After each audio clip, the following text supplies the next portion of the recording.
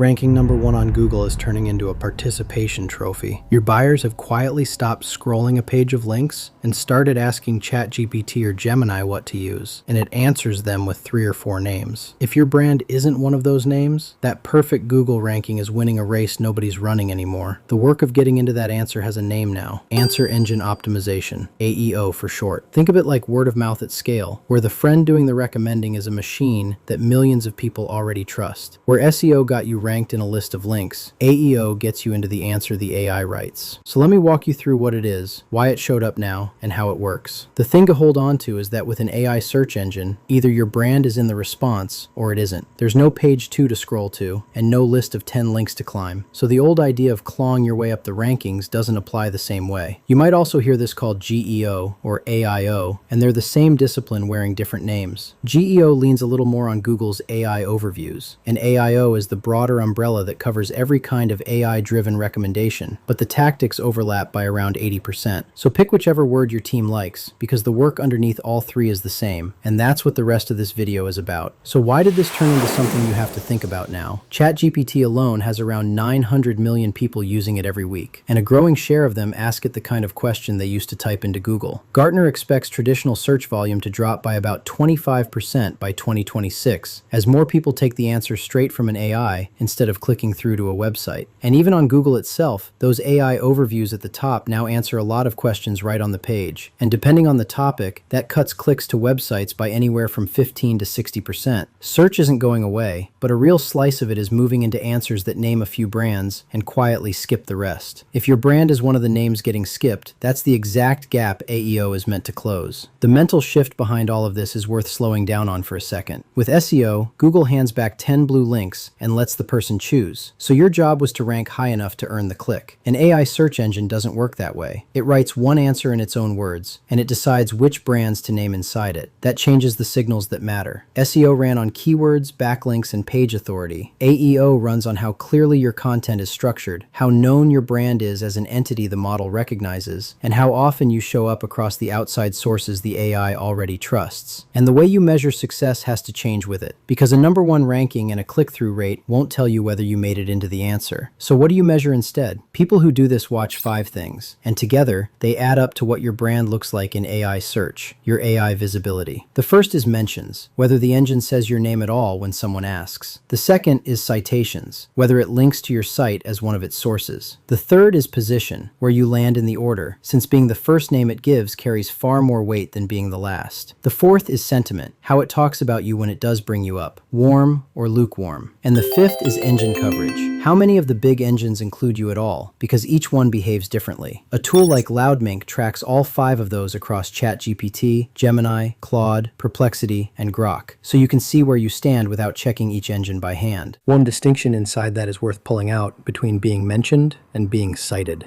An engine can say your name from memory out of what it picked up in training, and that's a mention. A citation is when it links to a source that backs you up, and that's what carries real authority in the answer. Most brand mentions, around 85% of them, trace back to third-party pages rather than your own site, so the brand that gets cited tends to be the one that other trusted places are already talking about. That's why so much of AEO happens off your own website, on the sources the engine reaches for when it wants something to point to. That last one, engine coverage, matters more than people expect, because the engines don't agree with each other. Across a lot of buyer questions, they disagree on the single top recommendation about 50% of the time. ChatGPT and Perplexity only overlap on around 11% of the websites they cite, which means they're building their answers from almost completely different corners of the internet. So a brand that looks like it's winning on one engine can be invisible on the next one, and you'd never know unless you looked at both. Optimizing for ChatGPT and assuming the rest will follow is one of the most common ways brands get this wrong. You have to look across the engines, because each one is its own little world with its own favorite sources. So it helps to know the personality of each one and what that means for where you put your effort. ChatGPT leans on a mix of Wikipedia, Reddit threads, and brand pages, and it's the most likely of the group to link straight to your own website, so a clean site and a Reddit presence both pay off there. Gemini is Google's own engine, so a lot of what makes Google notice you feeds into it, with a heavy pull from YouTube on top. Perplexity shows its sources right out in the open, with little numbered links you can click, and it leans on YouTube and solid editorial and review sites rather than Reddit. Grok leans hard on X and on Reddit, and it accounts for more than half of all the Reddit citations across these engines. So if your buyers use it, Reddit isn't optional. And Claude sticks to a smaller, steadier set of sources it already trusts, and it's the most changeable of the 5 from one week to the next. You don't have to chase all of them at once, so match your effort to where your buyers spend their time. Underneath all of that is one pattern that explains the whole game. The top 15 websites soak up about 68% of every citation these engines hand out, and the trust set is narrow, mostly Wikipedia, Reddit, and a handful of mainstream news and reference sites. On top of that, around 85% of what they cite comes from third-party sources, and only 5 to 10% points back at brand-owned websites. ChatGPT is the most generous toward your own site, and even it pulls the clear majority from outside. So the real work is less about publishing more of your own content, and more about getting your brand woven into the small set of sources these engines already lean on. That's the part that surprises people most, because it runs against how classic SEO used to feel, where your own site was the whole battlefield. Before the how-to, it's worth knowing the mistakes that sink most brands, because steering around them is half the work. The first is polishing their own website and stopping there, when most of the trust is coming from outside it. The second is checking one engine on one day and drawing a firm conclusion, even though the answers differ on every engine and shift from day to day, so a single look is noise rather than signal. The third is treating this like SEO with a fresh coat of paint, stuffing keywords and chasing links, when the engine is reading for a clear answer and outside trust instead. And the fourth is skipping Reddit because it feels too messy to bother with, even though it feeds a big share of these answers. Avoid those 4, and everything that follows lands a lot harder. So how do you do AEO in practice?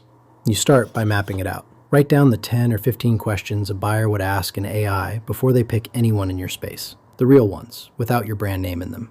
Then open the engines, ask each question, and note 2 things for every answer: which brands get named, and which links the engine cites underneath. You can keep that in a spreadsheet, or let a tool like Loudmink run those prompts across every engine for you, and show who's named and which sources each one pulls from. Either way, you finish with a map of where you show up and where you're missing. And those cited links are gold, because they're the exact pages and threads you need to get yourself into next. With that map in hand, the next move is to get into the sources the engines already quote. Look back at those cited links, and you'll spot the same best of roundups showing up again and again, the ones the answers keep pulling from. Find whoever runs each one and send a short, real note asking to be considered, with a line on exactly who you're a good fit for. Plenty of those lists get refreshed, and a lot of writers are glad to add an option they missed when it makes their piece more useful. And where you can't get added, write your own honest comparison that covers the whole field, names your competitors, and includes pricing. Because the engines treat a fair, complete comparison like an outside verdict and pull it in too.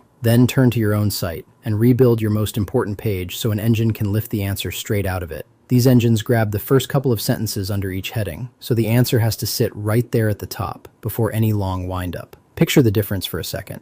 A weak page opens with a slow story about how overwhelming the choice has become and buries the real point 10 paragraphs down. A strong page opens with the answer in plain words. The best option for a small store is usually one of these 3, and here's when each one fits, and then backs it with a short list. Keep each section tight, somewhere around 120 to 180 words, and write each heading as the exact question a buyer would ask. Do that, and the engine can quote you almost word for word, because you've done the summarizing for it. The next step takes you off your own site and into the places where real buyers compare notes, and mostly that means Reddit. Go back to your map, because some of those answers were quoting Reddit threads directly, and the engines are still reading them today. Find the threads that fit your space and leave a reply that helps, the kind you'd write for a friend who asked, naming the options fairly and saying where yours fits and where it doesn't. Don't drop a thin link from an empty account, because people can smell a plant, and the moderators take it down fast. The same goes for the review sites like G2 and Capterra, where a handful of real customer reviews moves you further than another post on your own blog.